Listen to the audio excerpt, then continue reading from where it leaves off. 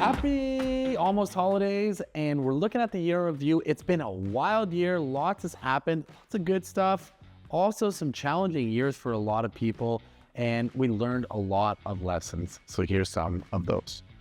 Well, this year was a tough year. I think the theme of the year was give back some pre-construction. We saw a lot of people give back their properties they bought 3-4 years ago when the market and world was a completely different place, and they couldn't get financing this year. Or instead of they couldn't get financing, it didn't make financial sense for them to close on the property. That means there's a lot of inventory. A lot of the product, specifically in the condo world, came back onto the market because people didn't close on it. What does this actually mean? And what does this mean going into 2026? Well, the reality is the people that are buying those properties, the people that are selling those properties, that's the beginning, that's the baseline of the market. When all this new product came on the market, there's nobody buying it because there's too much inventory. This is the conversation we've had all year. The problem is those are the people that are buying the next layer home.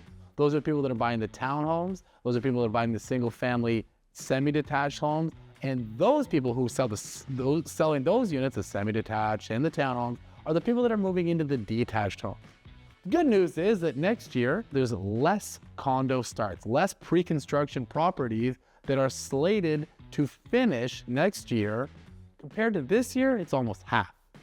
So there will be less inventory, the same amount of people buying properties, the same amount of people coming into the market, but less inventory. And with the rates hypothetically dropping, typically we see better affordability for the people that are just beginning their real estate journey.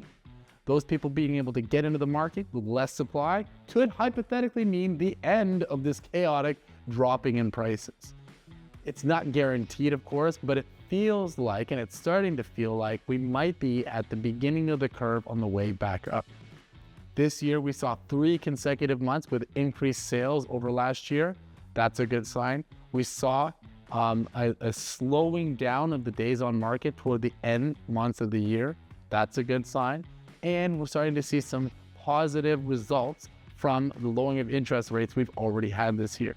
So all this to be said, is it the end? I don't know. But if you're looking to get in at the lowest prices, specifically for condos, this could be the time for you. Also of note, the difference between the price of the properties that are selling for homes versus condos is closer than it was in the last 2 years. So that means that if you're looking to get out of your condo and get into a new home, because the property of prices has gone down, this could be your opportunity. This next 3 to 6 months could be the opportunity for you to get into your bigger house.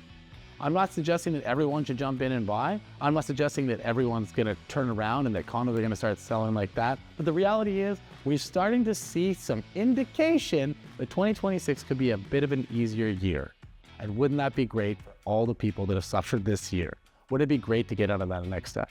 So I don't have my crystal ball, but I do know that things are moving in the right direction, and hopefully we can keep seeing that. If you guys have any questions, feel free to get in touch with me or anyone at the Prior Group.